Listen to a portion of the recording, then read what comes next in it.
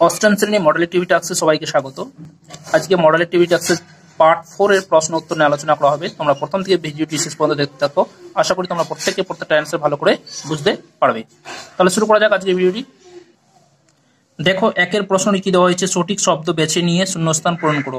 ক নম্বরে কি দেওয়া হয়েছে, 1717 খ্রিস্টাব্দে ট্যাস্কের বাংলা নিজাম পদ দেওয়া হয়। এখানে অপশন দেওয়া মুর্শিদিকুলি খা, সাদাত খা, আলিবর্দি খা, তিনটা অপশন দেওয়া হয়েছে। তাহলে কোনটা সঠিক উত্তর হবে? সঠিক উত্তর হবে কি মুর্শিদিকুলি খা। তার খ নম্বরটা দেখো কি দেওয়া হয়েছে, 1722 খ্রিস্টাব্দে ড্যাশ এর নেতৃত্বে অযোধ্যা এবং স্বশাসিত আঞ্চলিক শক্তি হিসাবে গড়ে ওঠে নিজামুল মুলক সাদাত খা সফদরজং। তাহলে সঠিক উত্তর হবে সাদাত খা। কেমন? গ নম্বরটা দেখো, গ নম্বরটা কি দেয়, 1724 খ্রিস্টাব্দে হায়দ্রাবাদ রাজ্য প্রতিষ্ঠা করেন ড্যাশ ফারুকসিয়া নিজামুল মুলক সাদাত খান। তাহলে সঠিক উত্তর হবে কি নিজামুল মুলক। এই তোমাদের শূন্যস্থান পূরণগুলো করতে হবে। তাহলে দেখো কিভাবে লিখতে হয় তা তোমাদেরকে ভালো করে দেখিয়ে দিচ্ছি। দেখো খাতার মধ্যে অ্যান্সার করা হয়েছে, যে সঠিক শব্দটি বেছে নিয়ে শূন্যস্থান পূরণ করে লেখা হয়েছে। দেখো 1717 খ্রিস্টাব্দে ড্যাশ কে বাংলার নিজাম পদ দেওয়া হয়। দেখো উত্তরে লেখা হয়েছে বাংলার এই যে মুর্শিদিকুলি খাকে বাংলার নিজাম পদ দেওয়া হয়। তারপরে দেখো খ নম্বরটা কিভাবে লেখা হয়েছে, 1722 খ্রিস্টাব্দে সাদাত খানের নেতৃত্বে অযোধ্যা স্বশাসিত আঞ্চলিক শক্তি হিসাবে গড়ে ওঠে। তার গ নম্বরটা দেখো অ্যান্সারটা লেখা হয়েছে কি হবে, এই প্রশ্ন তোমরা লিখে নিবে, তারপর উত্তর করবে। দেখো 1724 খ্রিস্টাব্দে হায়দ্রাবাদ রাজ্য প্রতিষ্ঠা করেন। এ হলো গিয়ে সঠিক উত্তর। এভাবে তোমরা খাতার মধ্যে খুব সুন্দর করে লিখে নেবে। কেমন? দেখো তারপরে সঠিক তথ্য দিয়ে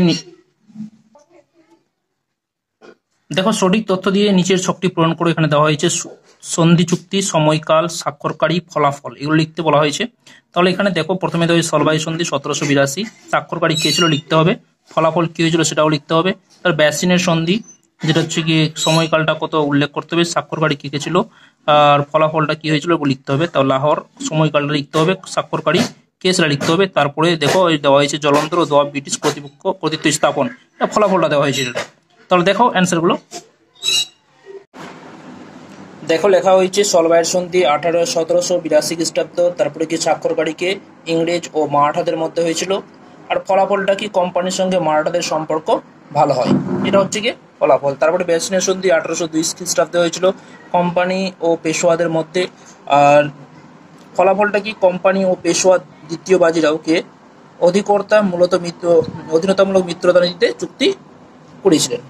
তারপরে যেটা হচ্ছে লাহোর হচ্ছে 1846 খ্রিস্টাব্দে, কার মধ্যে শিখ ও ইংরেজদের মধ্যে হয়েছিল স্বাক্ষর হয়েছিল, আর ফলাফলটা কি জলন্ধর দোয়াবে ব্রিটিশ কর্তৃত্ব স্থাপন।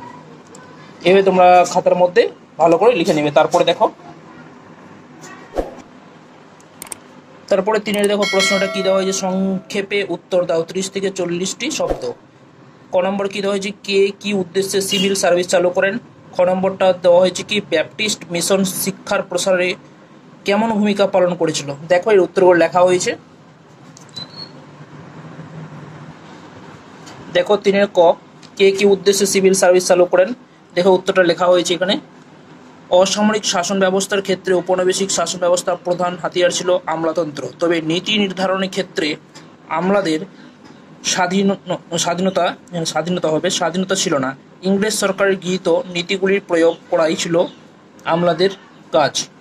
ফলে একটি সংগঠিত আমলাতন্ত্র ঔপনিবেশিক শাসনের পক্ষে অত্যন্ত জরুরি ছিল। কোম্পানি প্রশাসনের অধীনে আমলাতন্ত্রকে সংগঠিত করার উদ্দেশ্যে লর্ড কর্নওয়ালিস সিভিল সার্ভিস চালু করেন। এটা হলো সঠিক উত্তর। তারপরে প্রশ্নটা যে দেওয়া হয়েছিল কি, যে ব্যাপটিস্ট মিশন, দেখো এখানে ব্যাপটিস্ট মিশন শিক্ষা প্রসারে কেমন ভূমিকা পালন করেছিল। উত্তরে দেখো 1800 খ্রিস্টাব্দে ফোর্ট উইলিয়াম কলেজের পাশাপাশি শ্রীরামপুরে ব্যাপটিস্ট মিশন স্থাপন করা হয়েছিল। শ্রীরামপুরের মিশনারি ব্রিটিশ কোম্পানির তরফে শিক্ষা বিস্তারে বিভিন্ন উদ্যোগ সামিল হন। নিজেদের ক্ষুদ্র বসিয়ে তারা বাংলা ভাষায় বিভিন্ন লেখা ছাপতে শুরু করেন। এখানে মুদ্রণ যন্ত্র বসিয়ে বাংলা ভাষায় বিভিন্ন লেখা ছাপতে শুরু করেন। এটাই হচ্ছে গিয়ে উদ্দেশ্য। তারপরে যে প্রশ্নটা দেওয়া হয়েছে তোমরা দেখো 4 নম্বর প্রশ্নটা কি বলেছে, নিজের ভাষায় লেখো 120 থেকে 160টি শব্দ। জমি জরিপ ও রাজস্ব নির্ণয়ের ক্ষেত্রে ঔপনিবেশিক প্রশাসন কি কি পদক্ষেপ নিয়েছিল। এর উত্তরটা দেখো। দেখো জরিপ জরিপ ও রাজস্ব নির্ণয়ের ক্ষেত্রে ঔপনিবেশিক প্রশাসন কি কি পদক্ষেপ নিয়েছিল, দেখো উত্তরটা লেখা হয়েছে। ভারতে ঔপনিবেশিক প্রশাসনের রাজস্ব ব্যবস্থা নিয়ে নানা রকম পরীক্ষা নিরীক্ষা চালিয়েছিল। তার মধ্যে জমি জরিপ করাতে তার ভিত্তিতে রাজস্ব নির্ণয় করার প্রক্রিয়াটি গুরুত্বপূর্ণ ছিল। 1857 খ্রিস্টাব্দে পলাশী যুদ্ধের পর বাংলার নতুন নবাব মীর জাফর থেকে কুলপি পর্যন্ত 24টি পরগনায় জমিদারি পায়। তখন রবার্ট ক্লাইভ নতুন জমিদারি মাপজোকের জন্য একদল জরিপের খোঁজ করে থাকেন। অবশেষে 1750 খ্রিস্টাব্দে